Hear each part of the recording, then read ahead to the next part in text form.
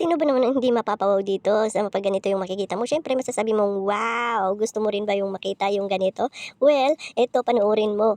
Dito lang sa Kuwantong, dito sa Kuwantong, pupunta ka dito sa Kuwantong makikita mo lang ito dito sa labas ng MTR. So ayan po yung ating yung sinatawag nilang Space Panda. So ayan, mga Space Panda. Siyempre tatap mo yung siyempre bago ka mapunta diyan, siyempre lalabas ka muna sa MTR. So ayan na nga, paglabas mo sa MTR, dire-diretso ka lang tapos makikita mo yung exit. Ayan, hahanapin mo yung exit A1. Siyempre doon sa exit A1 lalabas ka, titingnan mo doon lang sa kabila ng kalye. Ayan, oh. Oh, 'di ba?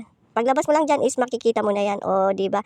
At eto na siya, eto yung makikita mo, yung mga iba't ibang posisyon ng mga panda at iba't iba nilang mga kulay, iba't ibang mga design, ayan, o mga movements ng mga panda na pinaggagawa nila dito. Ewan ko ba kung bakit ganito yung design niya, pero in fairness ang ganda-ganda niya, yung makulay siya tapos ang lawak nung ano ginawa nilang ganyan. Pero ano lang, siyempre dito lang sa labas kasi may bako diyan lahat hanggang doon sa pinakadulo. Ayan po, siyempre hindi ka may maliliit na panda, may malaki. Siyempre meron yung 'pag may mga anak-anak na panda, siyempre may nanay at tatay yan. Kaya ayan, siyempre yun makikita mo rin sila diyan, yung mga nanay at tatay diyan, mga kapatid. So ayan, mga pinsan, ewan ko kung saan-saan na napulot yung mga panda na yan.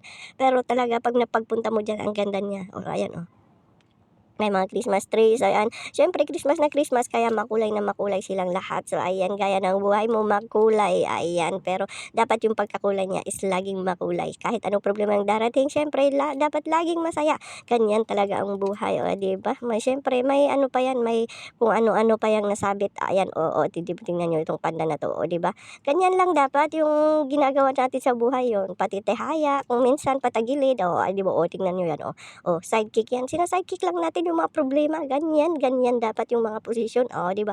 Posisyon para sa panlaban sa buhay. Ay, iba na naman yung iniisip niyo, mga green-minded talaga. Oy, oh, ayan, oh. Siyempre, tularan niyo yan. Oh, ganyan. Pag may problema ka, ganyan lang yan. Oh, easy, easy. Oh, 'di ba? Lalo na sa pag-exercise, problema mo yung pagda-diet, ganyan. Mag-diet ka. Oh, 'di ba? Oh, gaya niyan. Si mother yan. Si mother ng mga panda. Oh, ayan. Sabi nga, hindi lang lahat ng problema may paraan, may solusyon, oh, 'di ba? Saan ka pa hindi ka naman bibigyan ng problema o hindi mo kayang lusutan, o 'di ba? At saka hindi ka gagawa ng problema na hindi mo kaya ring sulbarin. What? O basta ewan ko kung ano na pagkakaintindi niyo yan, basta ganun na yun, o 'di ba? At saka kung gusto niyo makita 'to, dito lang ito sa Kuwantong sa exit A1. Ayan, oh, puntahan niyo habang andiyan pa at hindi pa tinatanggal kasi pagkatapos na ng Christmas niyan tatanggalin yan. Ewan ko lang kung hanggang sa ano niyan, Chinese New Year siguro. So ayan po, dito lang sa Kuwantong. Ayan, happy viewing mga idol. Salamat lagi sa mga suporta ninyo. Ayan, sa walang sawang suporta. Ayan na po.